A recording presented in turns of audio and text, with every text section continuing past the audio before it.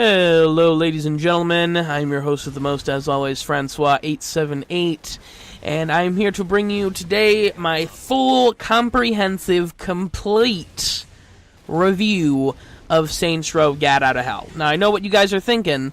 Francois, what the hell you mean review? You said you were going to do a Let's Play. I did say I was going to do a Let's Play. And after recording 3 episodes of my Let's Play, I decided that I didn't like how the game is set up in a matter of how to do the it just doesn't, the game doesn't lend itself to being Let's Played, basically. It's just not really, it's a lot of doing little tasks that aren't, it just wasn't what I wanted to do for a Let's Play. And I knew at most I was going to get maybe 10 episodes, if that, if I stretched it and show everything. But I didn't want to do that. So instead, I decided to beat the game and beat it as much as I could and do a review of it. Because Saints Row, and you know, the review is several days old. I'm sure no one's going to watch it now, but this game is a hell of a lot of fun.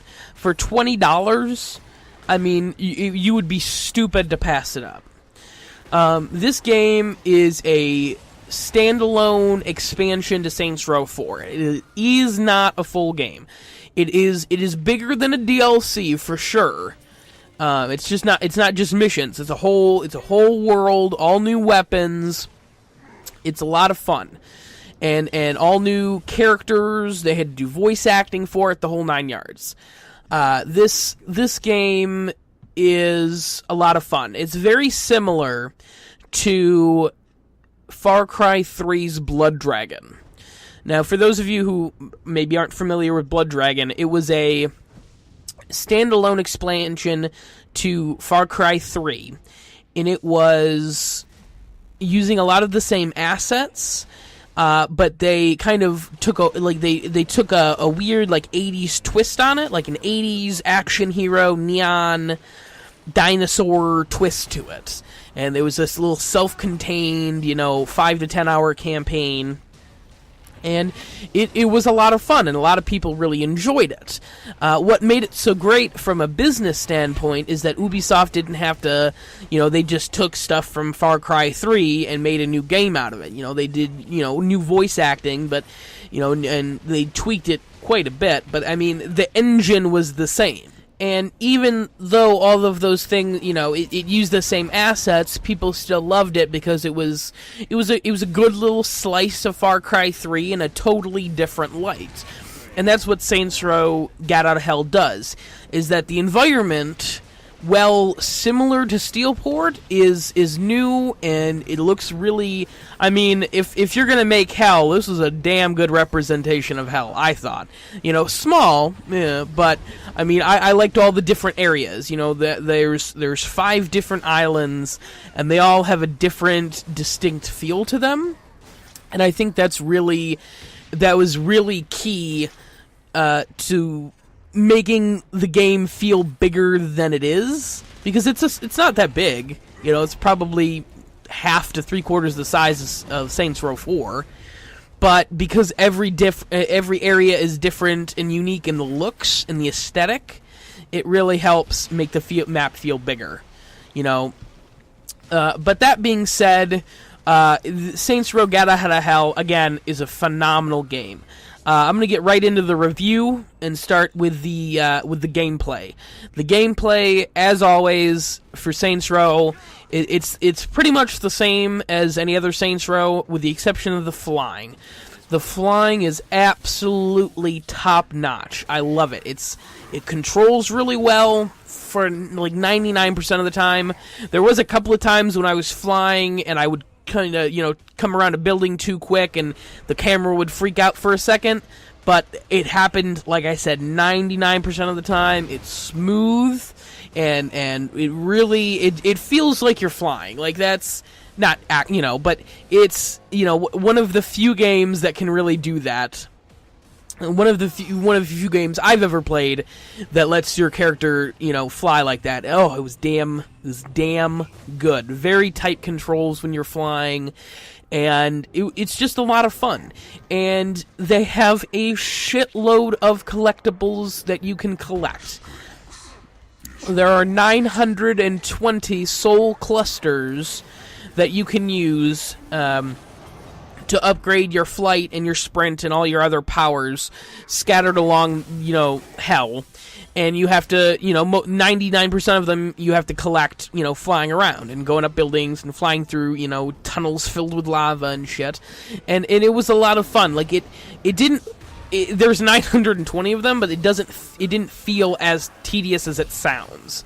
It's a lot of fun because you're going around just exploring the island and, having fun, exploring the island and collecting these orbs along the way. It didn't, the last 100 or so were tedious because I had, by that point, it was the little ones that, were in weird spots.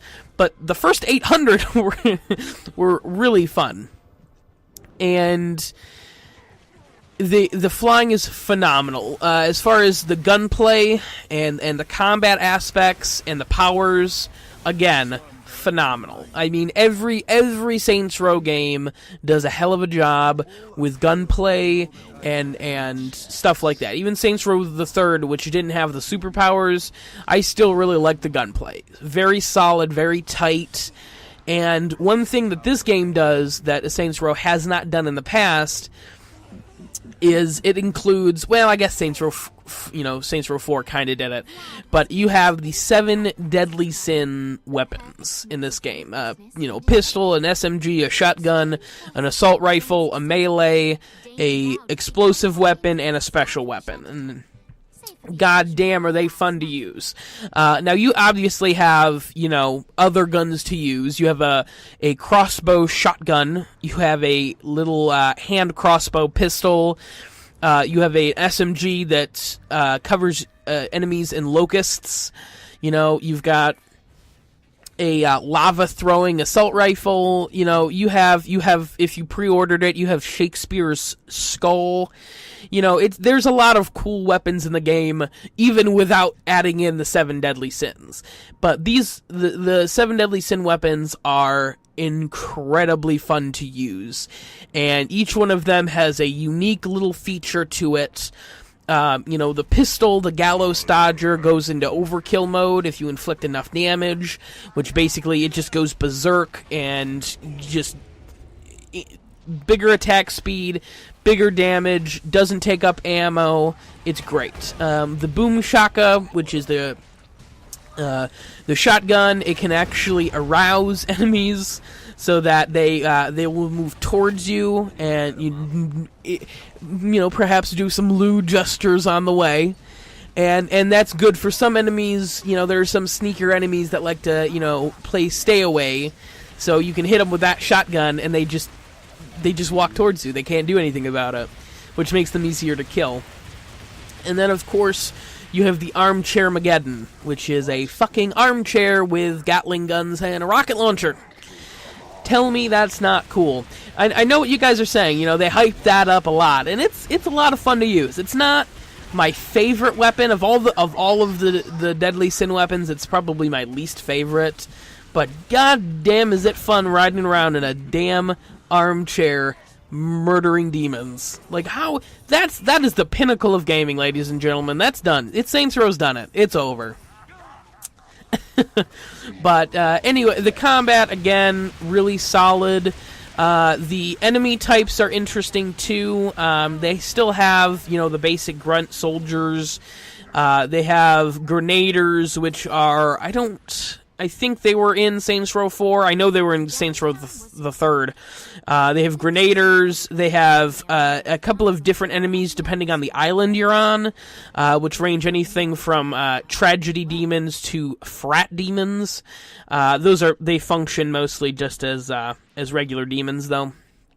And then you have the Legionnaires and the Archdemons, who are bigger enemies who, are definitely, they come in once you get your notoriety high enough. And they're definitely harder to kill and much more of a challenge, and a lot more fun. They're very similar to the mini bosses in Saints Row 4. But in this game, it also builds on the powers. The powers from Saints Row 4 are expanded upon in a great way, and I really like the feel of 50% of the power, 50% of the powers in this game. There are definitely some powers that I don't like. In this game, there's a summons power that allows you to summon creatures to help you, and 2 of the 3 of those kind of suck. But the last one makes up for it. The last one is fucking awesome. You can summon your own Legionnaire into battle. It's pretty cool. But as far as the other 3, you have your aura ability, which gives you a magical aura around you that does different things. Pretty much the same as it's similar to the one in Saints Row 4, except you can have worship now, which makes enemies kneel before you, which is a lot of fun. Which also gives you a damage bonus. But there's also a vamp one, which every enemy affected gives you more life back, which basically turns on easy mode. But then you have Blast, which pretty much is the same thing as it. Well, no, actually, that's not very similar at all. You just throw a projectile at an enemy. Your base is stone. You just turn all your enemies to stone, which is pretty cool. The second one, I believe, is Soul Blast, which kind of stinks. And then Shadow Blast basically covers enemies in like thick shadow fog things, and it suffocates them. It's pretty cool. And the last one is Stomp, and it's that one's pretty much the basic one from Saints Row 4. You just stomp the ground and kill everything that you hit. It's a lot of fun. You can't go wrong with that. As far as the main storyline goes, it's not really very in-depth. Basically, you go to hell, to save the president, and you have to piss off Satan. So you have to do a bunch of side quests in order to do that.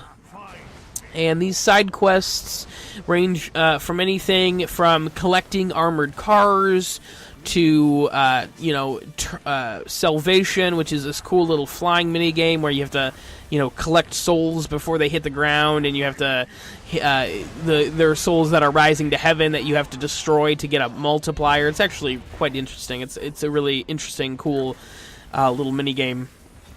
There are hell blazings.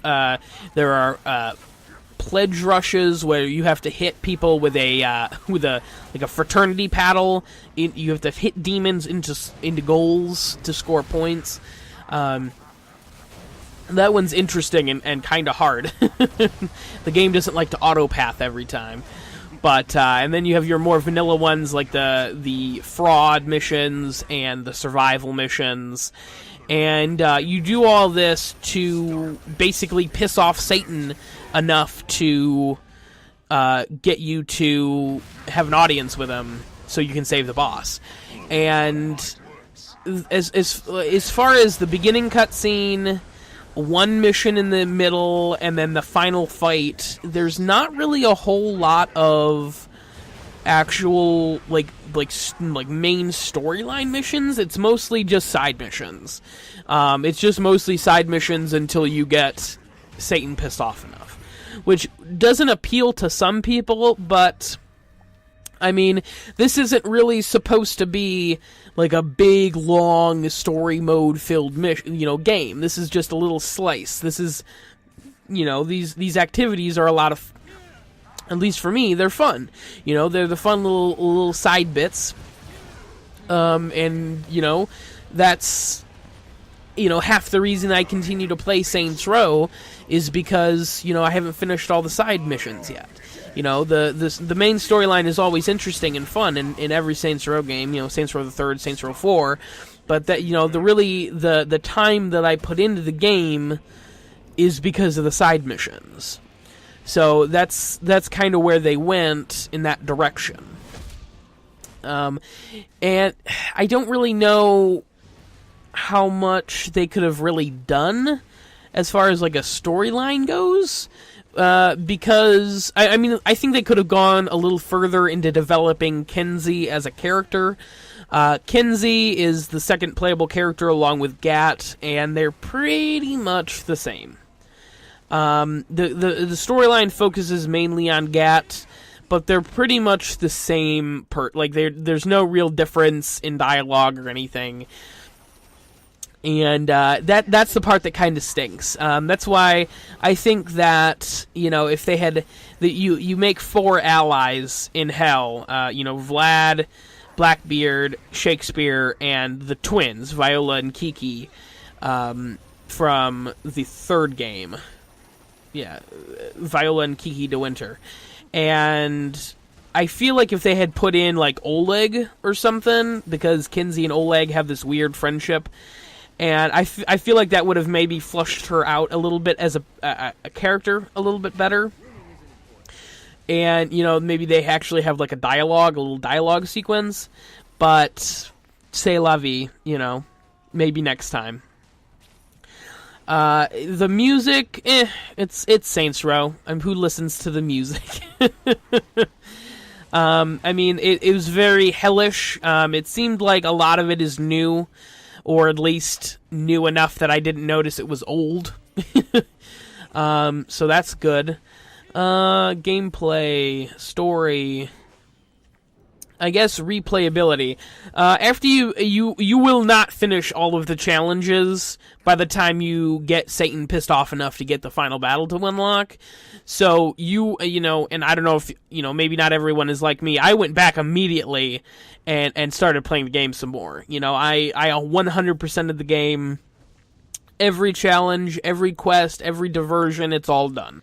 And I'm still going back, and I'm going to get the last 2 achievements that I need. And that says a lot about a $20 game. If you can, have that much replayability in a $20 game, that's pretty damn good. I have a philosophy when I buy games, is that I want $1 for every... I want 1 hour of entertainment for every $1 I spend. If I spend $60 on a game, I want 60 hours of entertainment out of that game minimum. And this game has definitely entertained me for 18 hours, and hopefully will entertain me for at least a couple more. In addition to being able to, sandbox, continue playing the game after you beat Satan the first time, you actually get to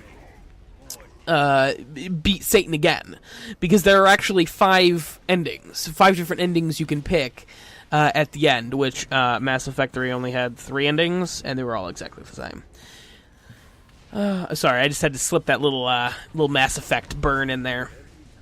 But each ending is different, and God, I can only hope that they pick one specific ending. I won't spoil it for anyone, but God, I hope Saints Row 5 is a buddy cop, comedy game. That's all. Oh God, that's all I want. That's all I want in life, is just Johnny Gat and the boss, just in a patrol car, just being a bunch of Oh God, it's all I want. It really is. That being said, that's really this game's purpose, is to hopefully set up for Saints Row 5. It serves as the clear-cut conclusion to Saints Row 4, because Saints Row 4, well, it had a definitive end. It was kind of, left. It was an end, but it didn't really tie up everything in a nice little bow. There's not really anything. Where the hell is the rest of humanity gonna go? Why? Is there a way to clone? We have in the entirety of Zinniac's fleet. Can we not clone people yet? What's going on? So. That being said, this game has absolutely been a blast to play. Great gameplay. Story was a little light. I would have preferred, maybe Kenzie being fleshed out more as a character, Johnny Gat being fleshed out more as a character. Jezebel, who is Satan's daughter, who played a big part in it. I'd love to see maybe a little bit more with her. That'd have been great. And I feel like maybe 2 more cutscenes would have been great. That I feel like for a $20 game, that's all I would have needed. But again, c'est la vie. It's life. Music, Saints Row. I mean, appropriate. Nothing I would, not transistor levels of good on the music department, but sufficient. And replayability, very high. I would say that if you're anyone, if you're somebody like me and really want to go back and, 100% the game, you will definitely be replaying the game after you beat Satan, because there's no way you're going to beat all the challenges before that.